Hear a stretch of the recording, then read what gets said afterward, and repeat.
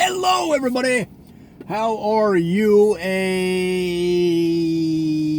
semi-overcast morning in Los Angeles. This video is going to be 5 tips for new Uber and Lyft drivers. Now, if you're a pro, you've probably heard these 100 times.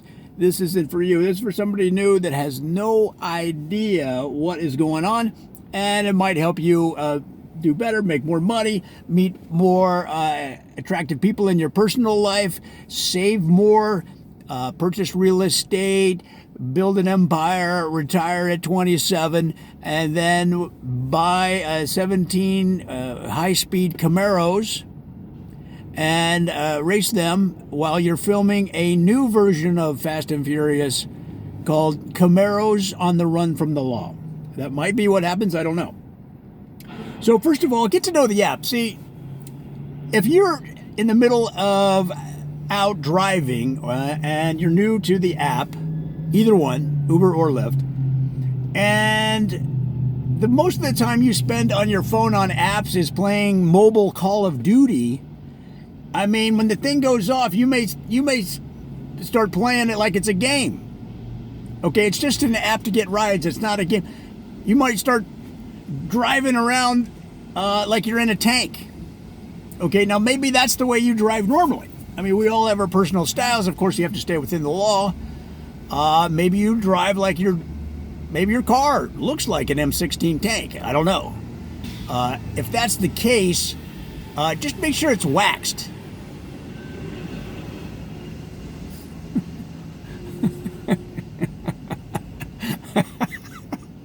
Street cleaner just nearly ran me over. And I'm in front of the sign that says I'm clearly not here during street cleaning times. In fact, that's why I parked next to the sign. So that didn't happen. Which brings up a side point.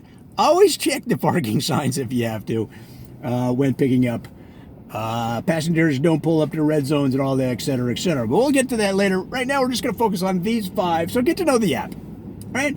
The next thing you do is make the most of your time.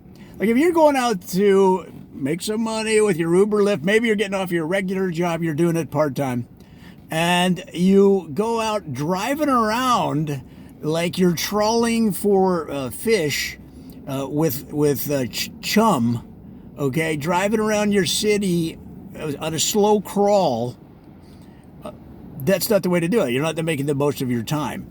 Pick areas of your city that are most likely to get a Uber or Lyft ride, and over time you're going to figure out which areas are the best. But then go to those cities, park the car, make sure it's not street cleaning times, which I'm clearly not in, so that guy's early.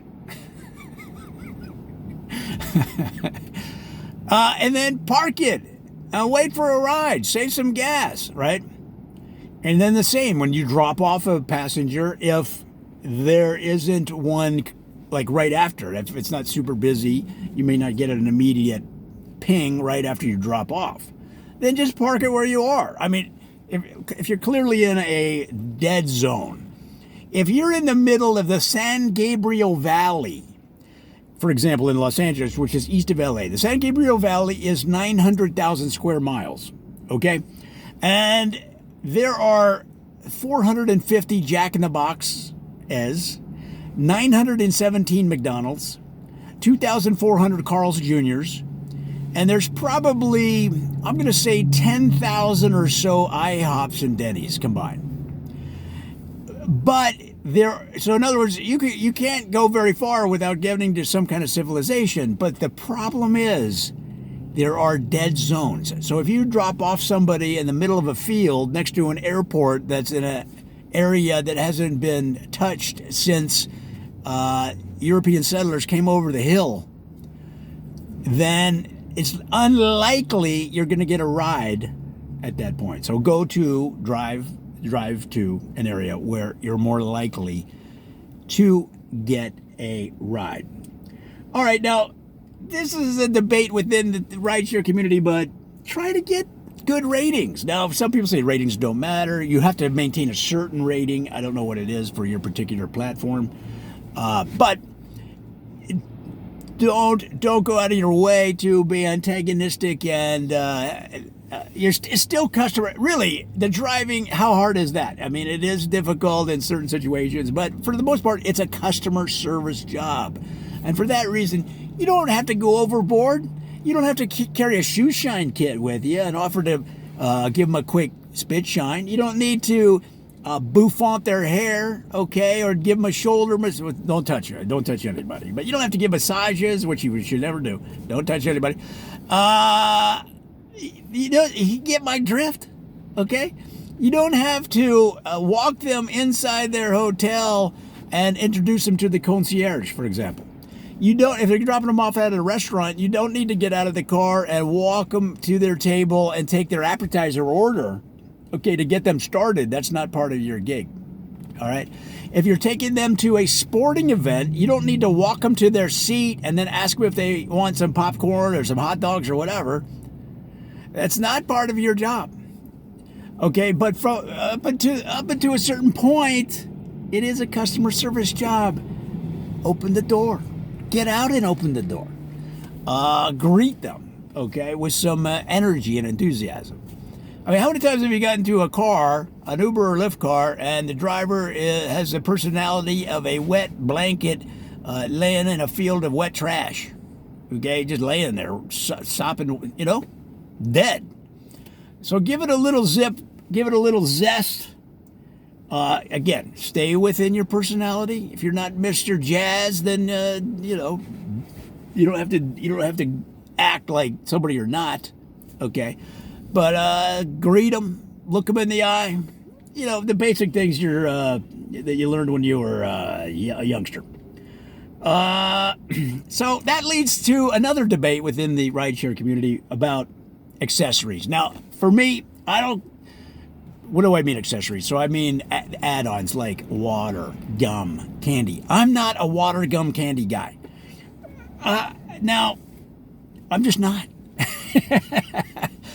The thing is, most people have water, their own water. They it's at least in LA, at least in West LA, for example, for sure. They're carrying around their water. I gotta stay hydrated. I gotta stay hydrated for yoga, especially hot yoga. So they carry, I mean, you have people carrying Sparkletts 2-gallon water jugs with them over their shoulder to stay hydrated. I gotta stay hydrated. Okay, but it's the thing of, here's a good side comment, okay, to keep in mind with listening to any advice. Every market is different. You're different. Your style, your goals, right? So take everything and modify it to your own situation. So I'm not a water, gum, candy guy. I don't provide that, but I do have a charger. 99 out of 100 times in Los Angeles, they're going to ask me if they can charge their phone. And here's the interesting thing: the first year I provided both Android which I'm an Android guy, but Android and iPhone, and in LA, one person every 3 months would ask for an Android cord or charger. And when I say charger, I just give them the cord. Here's the cord. So I took the Android out, and I thought I'll just provide that if they ask for it. And plus, I was using it anyway for my phone. Because I'm not a sheep. No, iPhone's a good product. If you can't think for yourself, I'm kidding. iPhone is a great product. It's a great product. Yes, the company did slow down your phone without you knowing. That's completely beside the point. They're a good product. They're a fine offering. So for me, I provide the phone charger, right? The phone cord, the phone power. And they love that. In fact, I just hang it from the back seat where most people sit, and it reaches around front, no problem. So decide for yourself what accessories, if any, you're going to provide. You don't have to provide any. All right, so now getting to know your own city, that's maybe a good thing to do when you're brand new. I said don't drive around, but you may want to familiarize yourself somewhat with parts of the city that you don't know, or And over time, you're going to know your city better than 99 out of 100 people per capita, whatever it is, in your town. You'll see areas of this. You might have been born and raised there. I don't care. You're going to find and see parts of the city you've never seen before in your life, ever. And for that reason, it's a great job. Like, for example, one time I dropped somebody off in the northeast part of LA, which I'd barely ever spent any time in, and there was a volcano. There's a volcano in northeast Los Angeles, and they say it's active once a year. Okay? And the lava, I didn't even know this. The lava flows down and takes out the nearby homes, but it goes so slow that they get advance notice, and the people just move out, and they move in with relatives until the lava has flowed over their homes. Then they let it cool, and then they just build new homes on top of that, and they move back in. I had no clue. But that's kind of a neat thing you're going to find out about driving an Uber and Lyft. How many is that? Did I cover them all? Let me see. I think that's it. Hold on. Let me look. Make the most of your time. Try to get good ratings. Yeah. Accessorizing, we covered that. Driving in your city, that was the volcano thing. And then don't drive the app like you're playing mobile games. It's not a game, man. I hope that helps. Come on back. We'll have more stuff for newer drivers, and that'll help you get you going and make some money. Make some money. All right.